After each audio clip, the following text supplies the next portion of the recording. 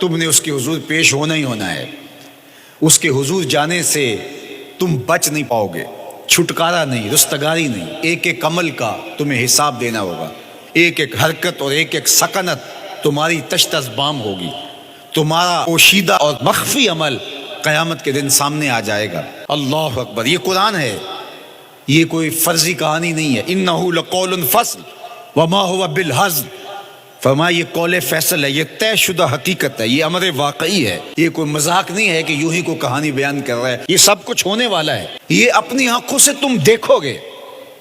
آج انکار کرو یا اقرار کرو، تمہیں کھلا موقع دیا ہے. حتیٰ کہ تم کافر بن کے زندگی گزارنا چاہو، نمرود بن کے جینا چاہو، فرعون بن کے جینا چاہو، حامان بن کے جینا چاہو، ہم تجھے دنیا پہ موقع دیں گے. لیکن یہ نہیں ہے کہ جب زندگی کی بساط لپیٹے گی پھر کام ختم ہو جائے گا. نہیں، یہ تمہیں ہمیں فرصت دی ہے، پھر ہم نے تم سے حساب لینا ہے. ایک ایک عمل تمہارے سامنے آئے گا. اللہ اکبر. ذرا غور کیجئے. فآمنوا باللہ، تو بہتر ہے کہ اللہ پر ایمان لاؤ. اس کے حضور تو تم نے آنا ہی آنا ہے. بہتر نہیں ہے کہ جیتے جی آ جاؤ، پھر لوگ تجھے اٹھا کے لائیں گے. اچھا نہیں ہے کہ اپنے قدموں سے چل کے آ جاؤ. کی آگ سن لوک یعقوب تینوں جدوں ٹر پہ سر منہ کج کے تو پھر جو کفن کی تنیوں میں لپیٹ کر کے تجھے لے کر کے جایا جائے گا. تو اچھا نہیں ہے کہ اپنے قدموں سے خود چل کے مالک کی دہلیز پہ چلے جاؤ. ایک حدیث میں آتا ہے کہ اللہ بندے کو اپنے سامنے سے ہٹنے نہیں دے گا جب تک اس سے 4 سوال نہیں کر لے گا. آپ دیکھیے، میں دیکھوں کیا ہم ان سوالوں کے جواب دینے کے لیے اپنے آپ کو تیار کر رہے ہیں. پہلی چیز، اللہ پوچھے گا عمر کہاں گزاری. دوسرا سوال، اللہ تعالیٰ علم کے بارے میں پوچھے گا. جو پڑھا تھا بتا، عمل کہاں تک کیا. خلوت، جلوت، زندگی، شام و سحر تیرے اس سیکھے ہوئے علم کی مطابقت میں تھے یا علم عزت دولت کمانے کے لیے پڑھا تھا. تیسری بات، اللہ پوچھے گا مال کمایا کیسے، اور مجھے بتا مال خرچ کہاں کیا.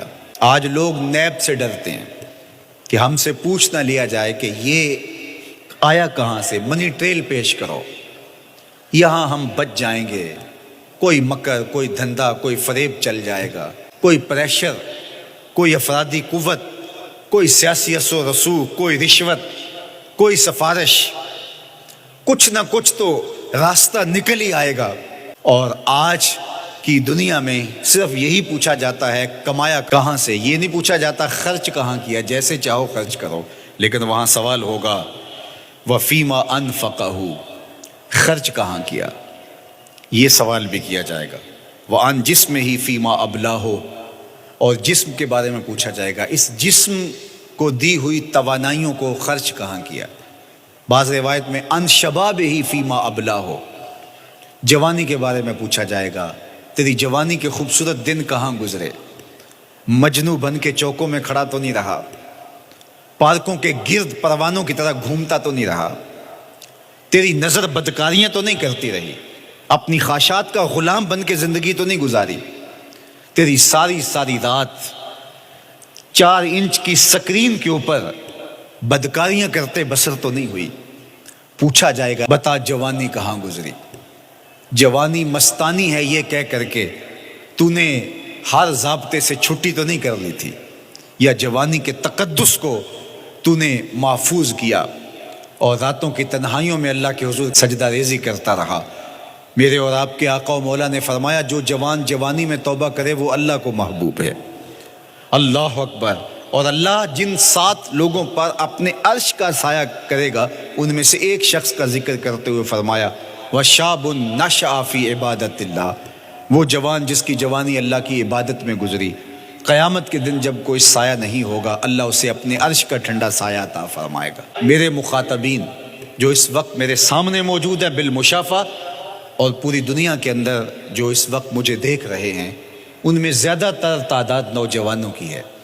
تو میں آپ سب سے مخاطب ہوں اور آپ کو کہتا ہوں کہ یہ جوانی دوبارہ نہیں ملنی. بندہ کہتا ہے بڑھاپا آئے گا دیکھ لیں گے. جس طرح ہر چیز کا سرور جوانی میں ہوتا ہے، ہر چیز کا لطف بندہ کہتا ہے جوانی میں ہے، سجدوں کا جو لطف جوانی میں ہے وہ کسی اور زمانے میں نہیں ہے. اپنی پیشانی کو سجدوں سے آشنا کرو، اپنی جوانی کو مثل سحر بے داغ رکھنا، اپنے شباب کو الجھنے نہ دینا، اپنے شباب کے تقدس کو پامال نہ ہونے دینا۔ اس کائنات کا بہترین چہرہ وہی ہے جو جنسی کالک سے محفوظ ہے۔ اپنے تقدس کو مجروح نہ ہونے دینا۔ تمہاری زندگی شبنم سے پاکیزہ تر رہے، سحر سے پاکیزہ تر رہے۔ تمہاری جوانی اتنی خوبصورت ہو کہ محمد عربی کو رشک آئے تمہاری جوانی پر۔ اپنی جوانی کو آوارگی میں بسر نہ کرنا، اپنی اس جوانی کو دین کے لیے وقف کرنا۔ سحری کے سجدوں میں آنسو بہا کر کے جوانی کا لطف کشید کرنا۔ جوانی کا لطف اور مزہ رب کے ساتھ محبت اور رب کے ساتھ عشق کرنے میں ہے۔ جوانی کے اندر دل کی بےتابیاں، دل کی بے چینیاں اور دل کی بے قراریاں ذرا مسلح پہ لے کے آؤ۔ عشق کرنا ہے تو کسی آوارہ سے نہیں، عشق کرنا ہے تو رب العالمین سے کرو، آمنہ کے لال سے کرو، تو پھر دیکھنا کہ یہ جوانی کیا نور بخشتی ہے۔